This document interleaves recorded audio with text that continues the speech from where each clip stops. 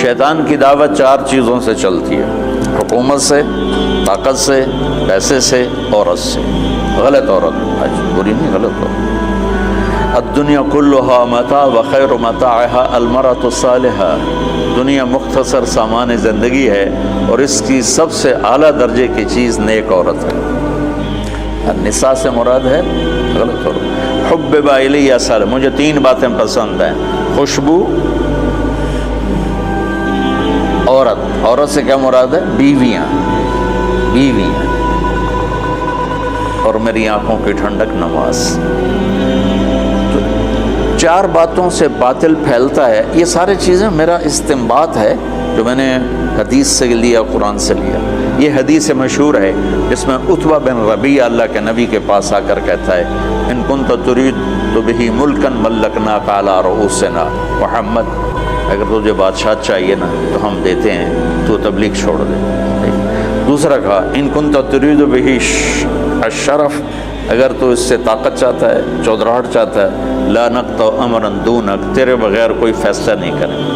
ان کنت ترید بہ مالا، تجھے پیسے چاہیے، جمعنا لک اموالنا حتی تکون اغنى قریش مالا، پیسہ چاہیے تو لے لو، جتنا لینا لے لو، سب سے مالدار بن جاؤ۔ ان کانا انما بک الباء، عورتیں چاہیے، فاختر ای نساء قریش فلنزوجک 10، ہم تیرے سامنے قریش کی لڑکیاں کھڑی کر دیتے ہیں، جتنوں سے کہے گا تیری شادی کر دیں گے۔ اس وقت تعداد تو مقرر نہیں تھی۔ یہ 4 باتیں عتبہ نے پیش کی، تو اس سے میں نے یہ استدلال کیا اور یہ استنباط کیا کہ ان 4 باتوں سے پہلے دعوت چلے گی، پھر یہ 4 باتیں کام دے گی۔ اگر دعوت نہیں ہے تو یہ 4 باتیں حرکت میں ہی نہیں آئیں گی۔ دعوت اصل سبب ہے، اس سبب کو اٹھانے والی 4 چیزیں ہیں۔ باطل کا سبب دعوت ہے، اس دعوت میں رنگ بھرنے والی حکومت، طاقت، پیسہ، عورت۔ اور ادھر جب آپ فارغ ہو گئے، جب وہ عتبہ اپنی بات سے فارغ ہو گئے تو آپ نے کہا: فرغ تھا ابو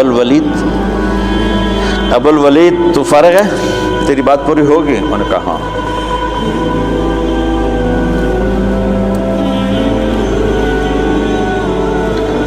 عتبہ ایسے بیٹھا ہوا تھا، ایسے یوں کر کے، دیکھ رہے ہو، اس طرح بیٹھا ہوا تھا۔ تو آپ نے کہا: فرغ تھا، تیری گل پوری ہوگی؟ کہ میں کہوں؟ میں کہوں؟ کہو۔ تو آپ نے کہا: بسم اللہ الرحمن الرحیم۔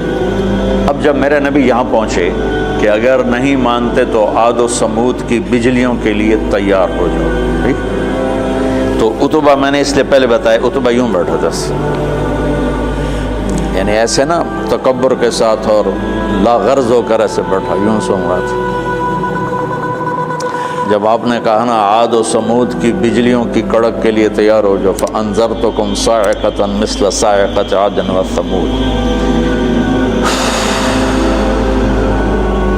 تو اس نے یہیں سے یوں جمپ لیا۔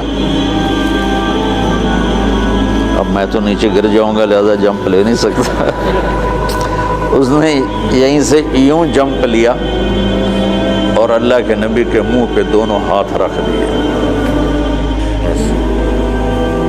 ناشد تو کر رہے ہیں کہ تجھے رشتوں کا واسطہ، تجھے رشتوں کی قسم، آگے کچھ نہ کہنا، آگے کچھ نہ کہنا، چپ ہو جاؤ، چپ ہو جاؤ۔ اور ایسے کانپتا ہوا واپس آیا۔ ابو جہل کہنے لگا جیسے گیا تھا ویسے نہیں آ رہا، تو آ کر کہنے لگا یا معشر قریش اطیعونی اليوم وعصونی فیما بعد، آج میری مان لو پھر کبھی نہ ماننا، اس آدمی کو چھوڑ دو، اگر یہ کامیاب ہو گیا تو یہ قریش ہے، اس کی عزت تمہاری عزت ہے، اور اگر غیروں نے اس کو مٹا دیا تو غیروں کے ذمے تم بچ جاؤ، وہ تمہیں عاد و سمود کی بجلیوں کی کڑک سے ڈرا رہا ہے، اور تمہیں پتہ ہے جب محمد بولتا ہے تو سچ بولتا ہے۔